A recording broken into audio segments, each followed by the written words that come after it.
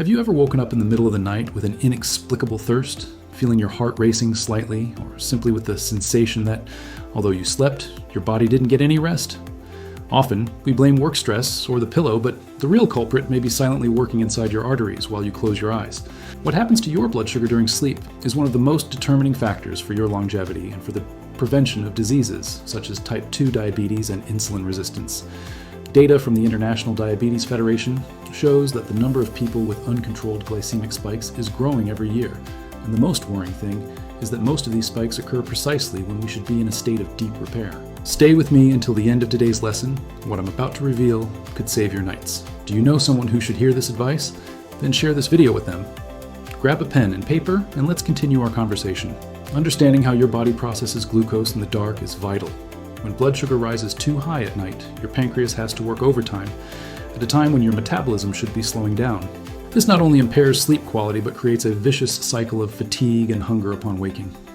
The big problem is that most people try to do the right thing, but end up making fundamental mistakes due to a lack of clear information.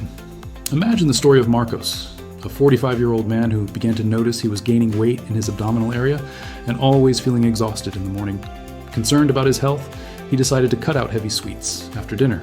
Instead of dessert, Marco started eating a large bowl of whole grain breakfast cereal with a glass of fresh orange juice, firmly believing he was making a light and healthy choice before bed. After all, it's fruit and whole grain cereal, right? Wrong. What Marcos didn't know was that this habit was creating a real chemical roller coaster in his body. Orange juice, even without added sugar, is a liquid fructose bomb with no fiber, and cereal, although it seems healthy, is quickly converted into glucose.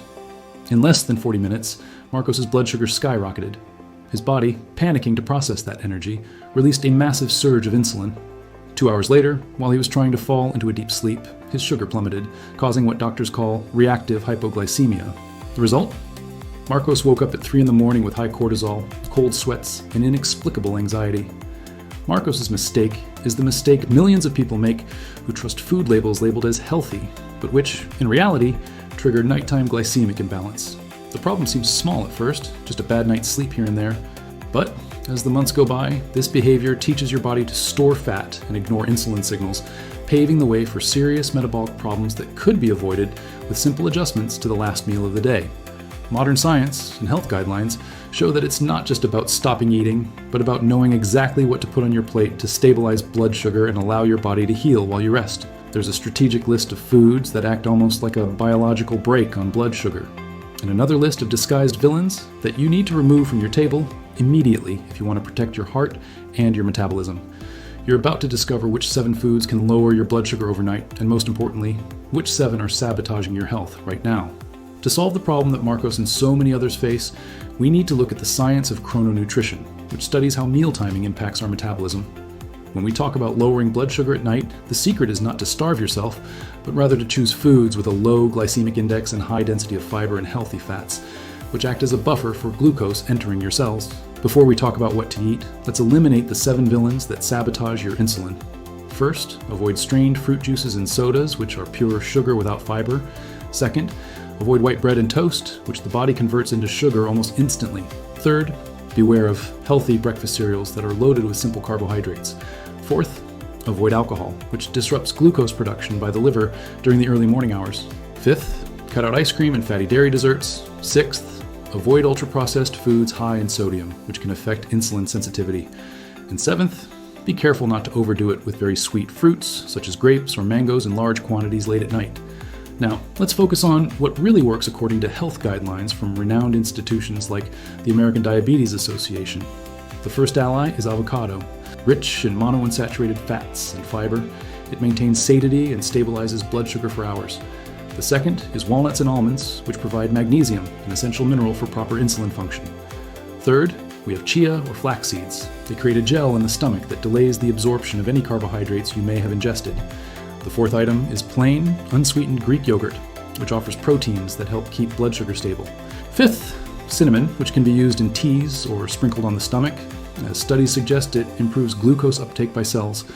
The sixth food is boiled eggs, a pure protein that doesn't cause insulin spikes and helps with tissue repair.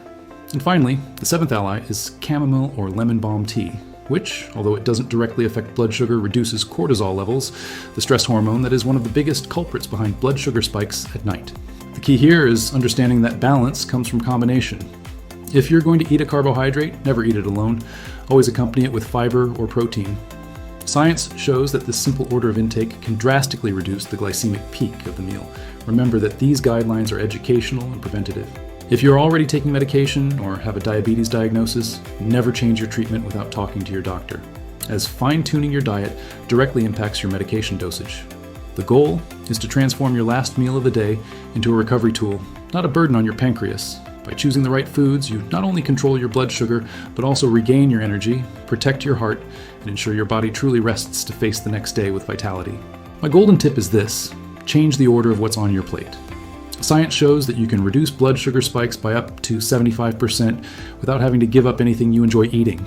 The secret is this: always start with fiber, that's salad or vegetables, then move on to proteins and fats, like meat, eggs, or cheese, and finally, eat the carbohydrate, rice, potatoes, or pasta.